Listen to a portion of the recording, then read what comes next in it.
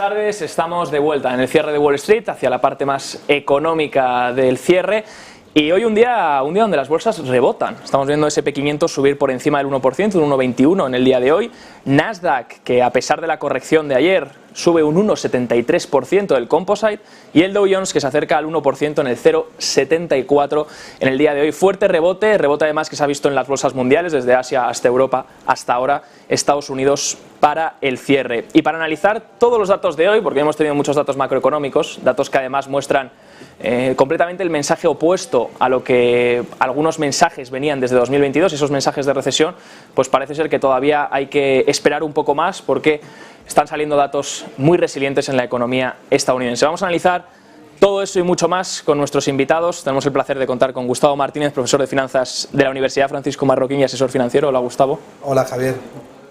Y también con Gonzalo de Cadenas Santiago, director de análisis macroeconómico y financiero en Mafre GP. ¿Qué tal, Gonzalo? Encantado de estar aquí otra vez, muchas gracias. Pues el placer es mío. Arranco comentábamos además fuera de cámaras el sorprendente rebote, ¿no?, de la venta de viviendas. Para el que nos esté viendo y no sepa de lo que hablamos, venta de viviendas estadounidenses, nueva vivienda, de nueva construcción, se disparan un 12%, 12,2% para ser exactos, en este mes, incrementando de nuevo la demanda. Los constructores de viviendas, que de hecho incrementaba el optimismo la semana pasada, veíamos también como los inicios de construcción incrementaban un 22%, parece ser que están por ahora acertando en cuanto a la demanda que hay sobre la nueva construcción. Arranco contigo, Gustavo. ¿Esto qué muestra? Porque tipos hipotecarios por encima del 7% que se han actualizado esta semana, en principio esto debería ser decisivo para la vivienda, ¿no? Pero parece ser que está todavía resiliente. Bueno, sí, a ver, el mercado de la vivienda es un poco particular, ¿no? Ya hemos comentado aquí muchas veces en Negocios TV pues que el efecto de la vivienda pues tiene un delay, un decalaje de varios trimestres, ¿no? Y hemos visto un repunte en prácticamente todos los activos financieros. Hemos visto un Nasdaq subir un 30% este año, más de un 30%, un Standard & Poor's 500 rebotando más de un 20%, con lo cual también es normal que haya un rebote en la vivienda. Y es que el escenario de fondo no ha cambiado. El escenario de fondo es que, si bien es cierto que los tipos de interés son elevados, las hipotecas están dando por encima de un 7% y eso es recesivo, no es menos cierto que la liquidez sigue siendo la que es. Yo el otro día comentaba que no vamos a ver un escenario de crisis de la liquidez o impaciencia por la liquidez mientras que la liquidez sea tan abundante en el mercado, ¿no? Y eso es lo que está pasando, es que sí, seguimos en máximos con 20 trillones de dólares con una M2 que sigue estando ahí. Entonces, dime tú cómo va a haber miedo en el mercado, cómo va a haber correcciones si lo que hay es sobreabundancia de liquidez, ¿no? Y luego tienes una Reserva Federal que a la primera de cambio te va a abrir una ventana de liquidez con un nombre sofisticado que para intentar encubrir lo que verdaderamente está haciendo, ¿no? Que es volver a sujetar la economía o zombificarla, ¿no? Así que es normal que veamos estos rebotes. Yo creo, de hecho, Javier, que mi tesis siempre ha sido alcista. Yo nunca he visto en ningún momento que la gente fuera a vender porque tiene miedo, pánico y porque necesita esa liquidez. Por tanto, en la vivienda no es un activo diferente y es normal que veamos rebotes de un 12% tras una venta, que hubieran caído bastante las ventas, ¿no?, como a principios de año, ¿no? Me gusta el tema de liquidez. Además comentábamos la semana pasada que sobre todo los movimientos que estamos viendo en algunas acciones, como por ejemplo Nvidia, no mueves una capitalización tan grande si no hay dinero que pueda comprar esas acciones, sobre todo de tan gran capitalización, ¿no? Así que parece una liquidez que todavía sigue ahí. También hemos vivido un periodo de estímulos por la parte de los bancos centrales que no habíamos vivido nunca, por lo que nos enfrentamos a lo mejor a datos completamente nuevos en cuanto a términos de hasta dónde ha sido el exceso de liquidez que hay todavía en el mercado. Gonzalo, ¿tú qué opinas? ¿Estos datos sorprenden desde Mafre? ¿Cómo lo estáis viendo? Yo creo que, si bien es cierto que el ajuste nosotros esperábamos que a estas alturas hubiera sido mayor, tampoco hay que ser demasiado triunfalista. El crecimiento de la venta de vivienda nueva es verdad que ha crecido mucho, pero si uno mira en retrospectiva con otros crecimientos de vivienda los últimos 5 años, es el segundo por abajo. Es decir, ha habido, en esta parte del ciclo corresponde crecimientos también superiores. Es verdad que estamos en un entorno monetario diferente. Pero, de nuevo, no me quiero apalancar en ese discurso, el golpe está por llegar, aunque los tipos hipotecarios estén muy altos, ahí existe una gran reserva de ahorro también aún por por utilizar, y además hay un efecto que yo creo que aún no está factorizado, y es que son vivienda de obra nueva. No he mirado la vivienda de obra usada. La vivienda de obra usada habría que verlo también, porque la vivienda de obra nueva tiene un gran componente de subvenciones por las nuevas tecnologías verdes en los completions, que se llama. Y si utilizas tecnología solar, etcétera, etcétera, tienes ciertas bonificaciones en la renta que puede estar impulsando también a la demanda acelerada de ese tipo de activos, ¿no? No estoy seguro, el sector inmobiliario y la construcción no es mi sector, pero tengo la sensación de que no debemos ser demasiado triunfalistas y que el golpe no está por llegar. Dato que de hecho creo que conoceremos mañana, venta de viviendas existentes. Sí que es verdad que ha ido peor, tienes ahí toda la razón, Gonzalo, que ha ido peor que el dato de nuevas viviendas. Veremos mañana a ver si nos sorprende también ese dato. Por otro lado, hablando ya dentro de este conjunto también, en conjunto con el tema de la liquidez, de todavía unos datos un poco resilientes, confianza del consumidor. Rebota también de la Conference Board. ¿Esto qué quiere decir? ¿Ha logrado la Fed ya el famoso soft landing? ¿Cuándo podremos decir realmente si la Fed ha conseguido ese objetivo o no? ¿Cuando termine de subir tipos y la economía no haya entrado en recesión? ¿O habrá que esperar un poco ese efecto? Decías tú, Gustavo, que esto tarda en llegar también. Sí, yo creo que subir tipos de interés no es apretar un botón y que llegue una recesión, ¿no? Los tipos de interés por su propia naturaleza son recesivos. Subir tipos de interés no puede funcionar una economía igual al 0% de tipos de interés que al 5%. Es matemáticamente imposible porque la deuda se encarece y los flujos de caja que actualizas al presente pues hacen que el valor presente de los capitales caiga, ¿no?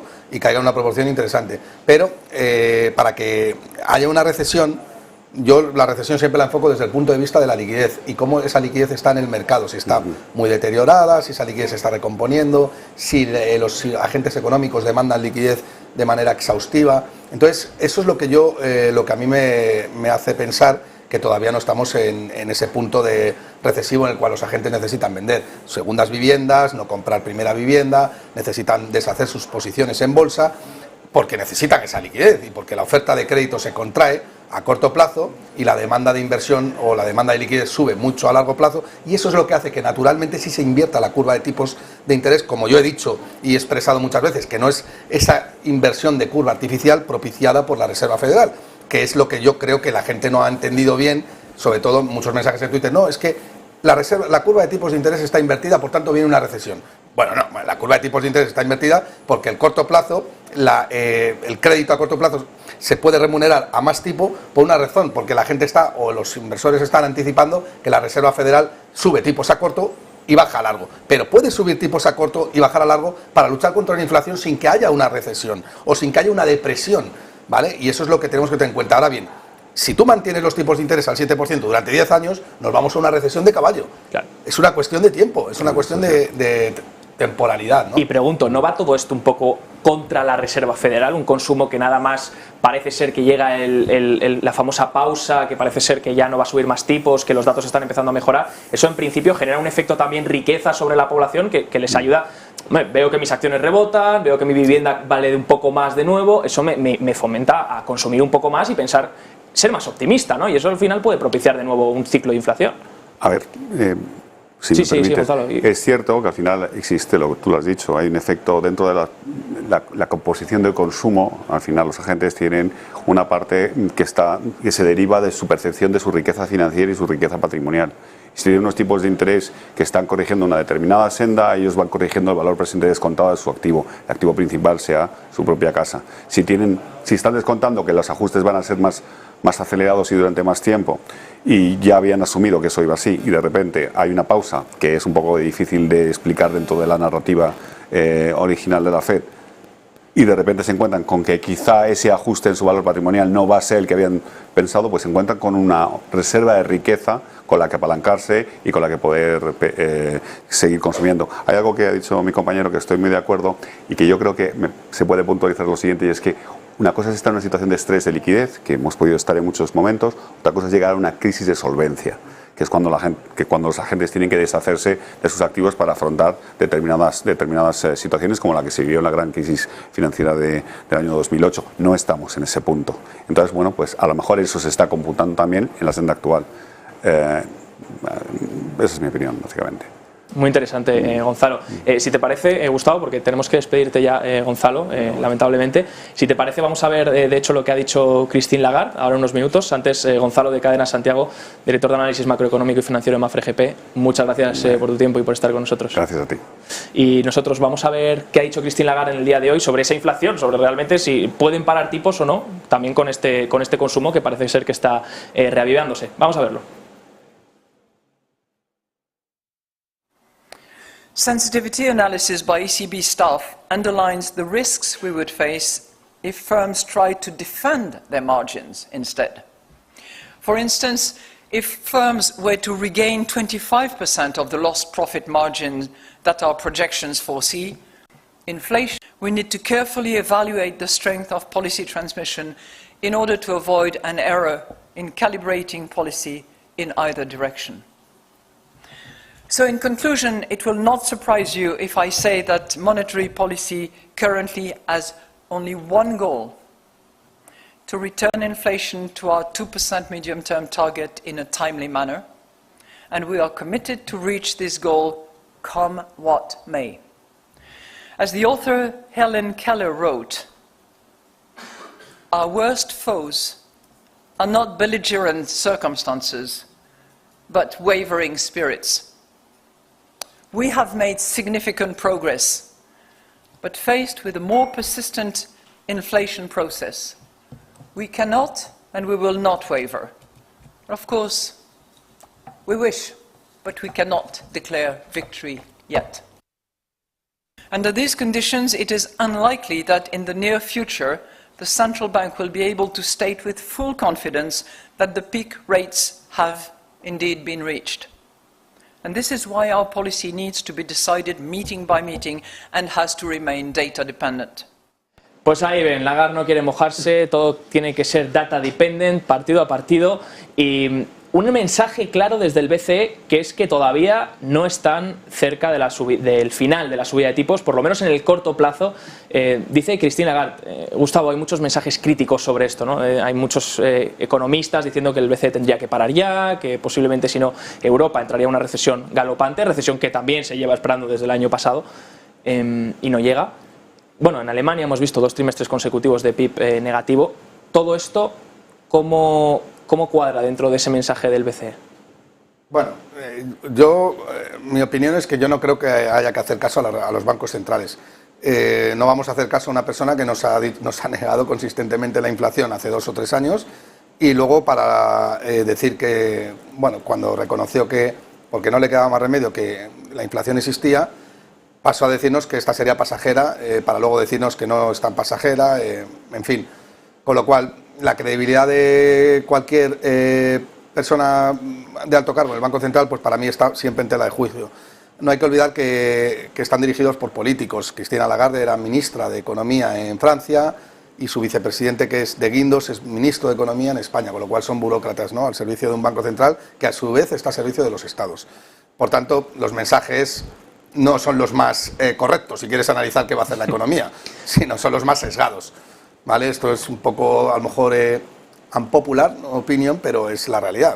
Yo, como siempre cuento la verdad o intento transmitir lo que yo creo, pues me mojo y lo digo, ¿no? Entonces, dicho esto, yo creo que en cuanto a si ellos es verdad lo que dicen de que van a seguir subiendo tipos de interés o no, yo creo que está haciendo lo mismo que la Reserva Federal, seguir el mismo comportamiento, la misma estrategia, ¿no?, que no es otra cosa que intentar envidar, como se dice en el MUS, o mejor dicho, si queremos utilizar el argot del póker, echar all-in, ¿no?, contra el mercado, ¿no?, porque sabe que está el mercado en máximos históricos, no te estoy hablando de máximos históricos, en Europa, todos los índices están en máximos históricos prácticamente, y claro, en Estados Unidos, pues Powell ha dicho que va a haber 2 subidas contra todo pronóstico, ¿no?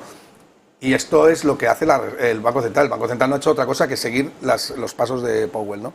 Pero vamos, yo creo que cada uno tiene que tener su análisis particular e intentar ahí hacer oídos sordos de lo que dicen los banqueros centrales. Interesante, comentas, Gustavo, de hecho, el tema de que al final son políticos y que al final también tienen la influencia de los estados. Pedía Christine Lagarde, y lo ha hecho durante varias veces consecutivas, el tema de tener también control fiscal. Sí. porque dice que al final una política monetaria, si la política fiscal hace lo que le da la gana y la política monetaria está intentando hacer una cosa, al final no pueden controlar tampoco los precios. ¿Qué crees de esto? ¿Realmente debería tener el Banco Central control fiscal también? ¿No estaría ya teniendo demasiado control sobre muchas cosas ahora con las CBDCs, con los tipos de interés, también con el control fiscal? Bueno, me alegro que hagas esa pregunta, es que yo todo lo que suene a fiscalidad me repele, ¿no? Con lo cual, yo creo que el control de fiscal, cuanto más heterogeneizado esté, mucho mejor. O sea, si ya de por sí el control fiscal es malo para... No el control fiscal, sino la fiscalidad o fiscalizar a los individuos es malo, pues el control fiscal en una sola entidad no es malo, es horroroso, porque es monopolizar la fiscalidad y las decisiones sobre política fiscal en un solo organismo, que no tiene por qué hacerlo mejor que otros organismos. Yo prefiero, dentro de lo malo, que se pongan a competir. Es decir, que Francia tenga sus propios impuestos, Estados Unidos sus propios impuestos, Irlanda sus propios impuestos, y entre esos países ver quién lo está haciendo mejor, y por lo menos alguno puede decir, bueno, es que este país lo está haciendo mejor, vamos a copiar ese modelo de bajar impuestos o lo que sea, ¿no? Pero por lo menos que cada uno, dentro de la poca autonomía que tenemos ya, pues que cada uno tenga su propia parcela, ¿no? O su propia autonomía, pero es que el Banco Central, claro que quiere fiscalizar, quiere tener todo el poder, claro, y luego después de eso, el poder de decir sobre si tú debes de votar o no, y luego más adelante pues te quitan toda la libertad, ¿no? Pues efectivamente, Gustavo. Y por último, para preguntarte también, venías también a hablar del oro. Sí. Corrección a corto plazo, sé que nos has dicho varias veces, mi visión es optimista a largo plazo para el oro. Esta corrección, ¿cómo la explicamos? Entiendo que es un banco central que todavía sigue subiendo tipos de interés y en un proceso desinflacionario también, tipos reales que están yendo al alza en estas últimas semanas. Es 100% lo que acabas de decir tú, Javier. Y es más, si el oro no hubiera corregido estos días, yo vendería mis posiciones en oro.